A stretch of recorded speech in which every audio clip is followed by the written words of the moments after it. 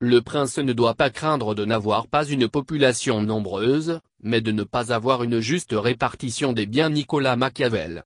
Personne ne choisirait de posséder tous les biens de ce monde pour en jouir tout seul, car l'homme est un être politique et naturellement fait pour vivre en société, disait saint Thomas d'Aquin dans Éthique Nicomaque X.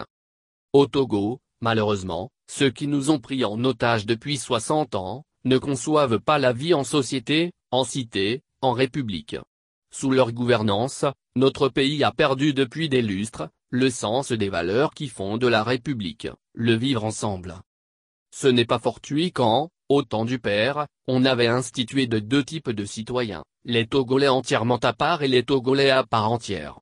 La première catégorie, les Togolais entièrement à part, est constituée de la grande masse qui porte en bandoulière la pauvreté et la pauvreté au quotidien, obligés de trimer pour survivre.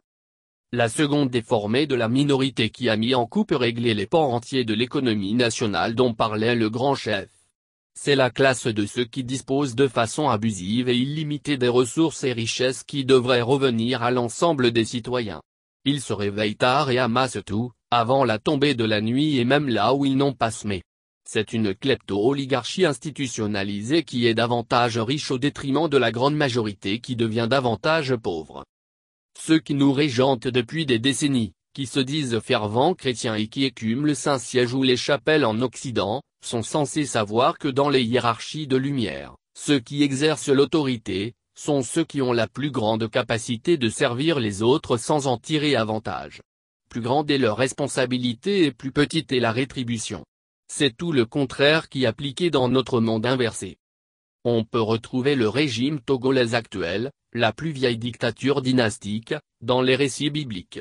Il est à l'image exacte de la formidable anarchie structurée et despotique de l'ancienne Babel, avec ses rois de la dynastie biblique de Caïn et Enoch qui se faisaient plébisciter comme les rois gothiques, afin de canaliser toutes les ressources vers la minorité qui détenait le pouvoir.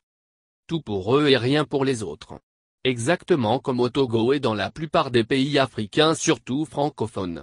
Ceux qui possèdent tout, pouvoir, argent, etc. exigent, mais par contre, tout est refusé à ceux qui n'ont rien.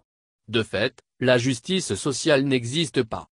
Au Togo, les gouvernants sont élus, du moins ils se sont imposés à nous pour servir, œuvrer à notre bonheur, créer de la prospérité pour nous.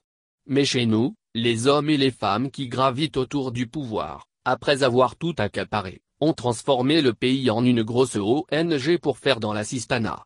Il est constant de voir que le nom du grand chef qui incarne la plus haute institution de la République associé à ces opérations inopportunes. Exploitant la misère et la détresse des populations affamées et appauvries par des décennies de gabegie, les cadres de son parti n'hésitent pas à sillonner le Togo profond à grand renfort de publicité pour faire des dons, jeter quelques miettes aux populations au nom de Forgnassinbé. Il y a quelques semaines, le mouvement des Sages Unir, instruit par ses soins, avait effectué pendant plusieurs jours, des tournées dans les préfectures et communes de Lomé pour distribuer des vivres aux personnes âgées et aux handicapés, ce que le parti avait appelé des gestes de poigne de la part du chef de l'État. La mission de Forgnassinbé est d'œuvrer pour que tous les Togolais puissent vivre bien et qu'ils soient heureux, mais pas pour leur apporter de l'aide. Il est président de la République et non président d'une ONG.